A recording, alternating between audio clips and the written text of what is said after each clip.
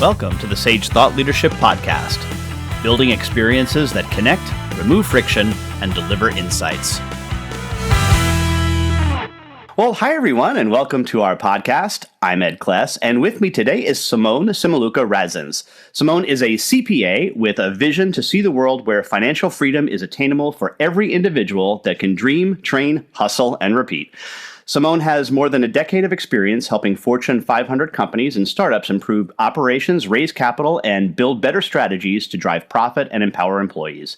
From corporate to cannabis, Simone made the jump to entrepreneurship in 2015, working with governments, community organizations, and startups to help build the nascent cannabis industry.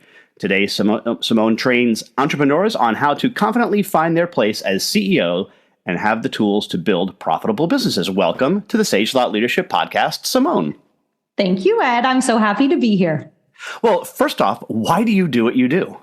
Oh, it's a question I ask myself every day. And in the end, it all boils down to, I feel like there's a lot of work that still needs to be done. And I want to be a game changer. And I think like if I boiled it down into, showing up, doing my business, working with clients, trying to teach people how to be digital CEOs and build profitable businesses, it's because there's an inequitable, ecosystem in entrepreneurship where a lot of entrepreneurs, a lot of small businesses aren't making the money that they should be able to make with just because they don't have the systems or they don't have the knowledge or the expertise. And just with a few little shifts, like you can help a ton of businesses, a ton of individuals actually reach financial independence. And so for me, when I look at the statistics on women entrepreneurs and, minority-owned business entrepreneurs, like 88% of women entrepreneurs don't even make 100,000 in revenue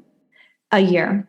And so when you boil it down and you actually look at profit, that's not that good of an indicator. And so when I think about the work, it's just like, there's a lot to do and a lot of people to help. And that's what gets me excited. I love getting connected to people and I love being able to show how an idea that's quite simple, if you're like business trained, can really impact somebody's life and somebody's business in just a minor tweak. And so being able to see that change happen with students and with clients, it's impressive. And it makes me show up and do what I do. Well, talk a little bit about the challenges you face when working in the cannabis industry. It's got to be interesting.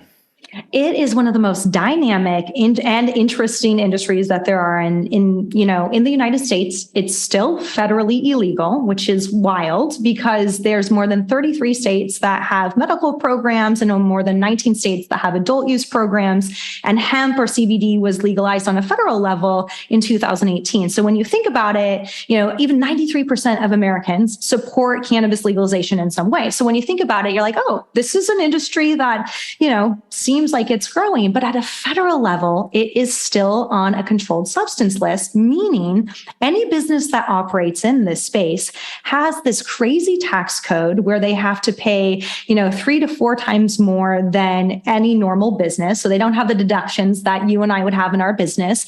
They have lack of banking, right? So you can't, it's all receipts, kind of all cash game. And so when you think about even trying to be successful as a small business, it's quite difficult. And, you can't go get a loan from the SBA. You can't even, it's harder to find capital. So all of these uphill battles that entrepreneurs have in general, it's just like, it is like triple, quadruple for cannabis businesses. It's wild. And it's something that you would think, we're in 2022, we wouldn't be having this conversation. But it seems like, from a federal standpoint, it's not really going to change for the next several years.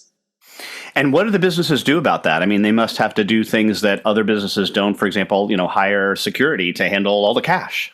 Yes, right. So they have to spend so much more on security, on compliance, because it's a regulated industry. There's more regulation for a cannabis business than you would ever imagine, more than a vitamin store, more than a liquor store.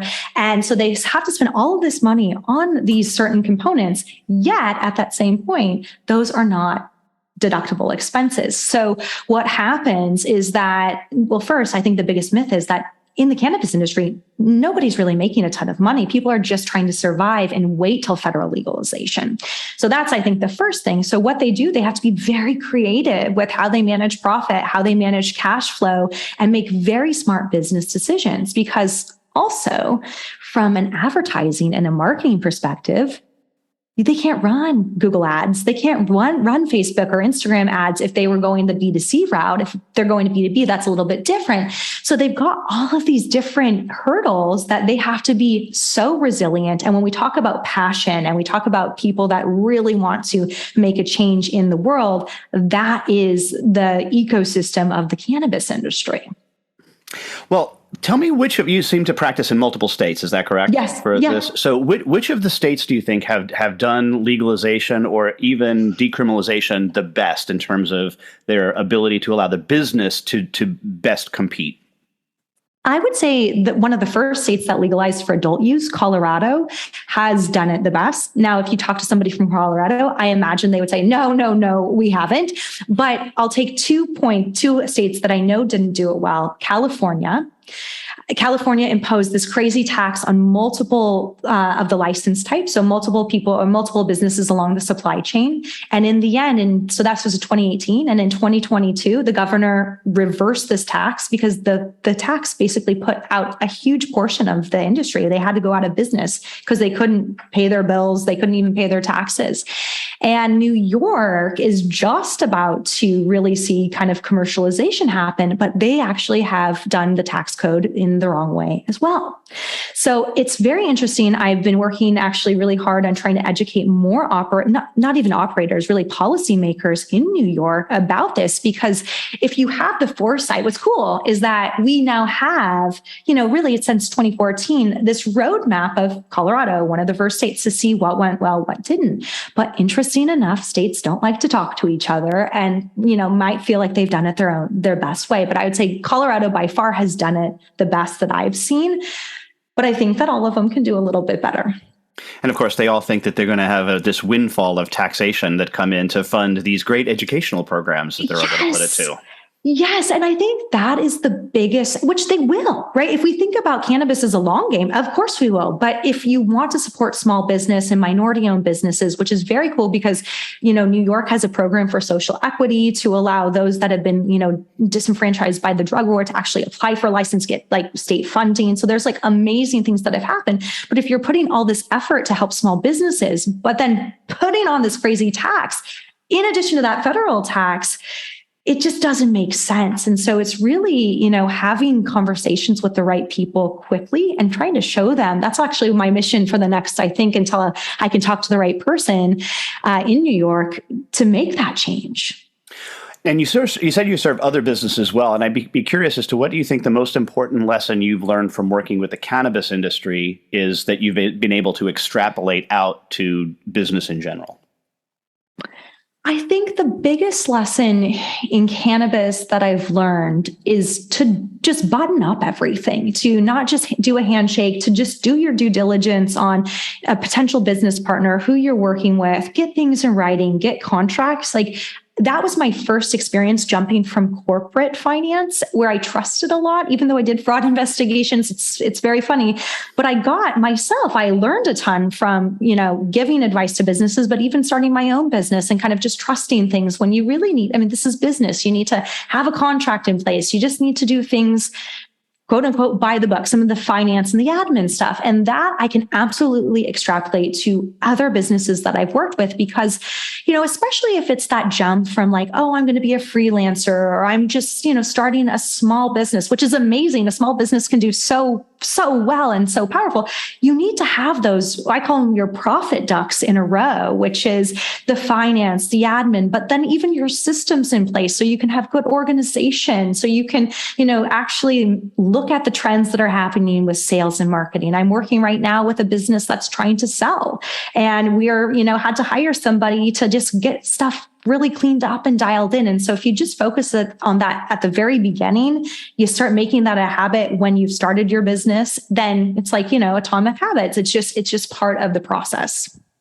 And Simone, we have an exit question that we ask all of our guests, and that is, who is a hero of yours and why are they a hero? Ed, this is like, I was thinking about this so much today, and I realized that I have a lot of heroes, and I have heroes for different parts of my life. Like I thought about like, oh, well, your parents are generally heroes. And I thought, okay, well, my mom definitely has taught me how to have compassion and empathy. And my dad has taught me, how to be that detailed accountant and really look things, forward and through. But I take so much of my inspiration from people that I listen to their podcasts, from clients that I've worked with, from people that are just like standing up for what they believe in and doing it in an authentic and like genuine and respectful way.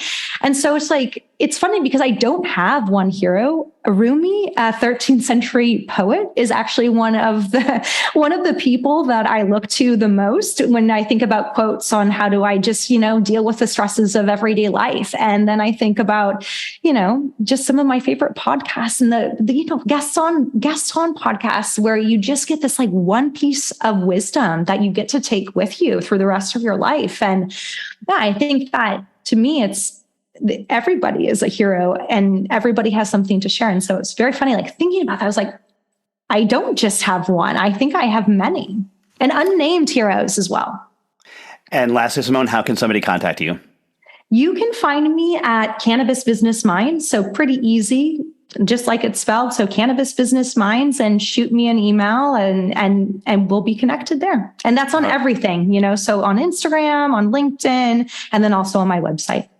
All right. And we have an offer that will be in the show notes for some of your courses. So Simone Cimiluca-Radzins, thanks so much for being a guest on the Sage Thought Leadership Podcast. Thank you, Ed. Review and subscribe by searching your podcast player of choice for Sage Thought Leadership Podcast.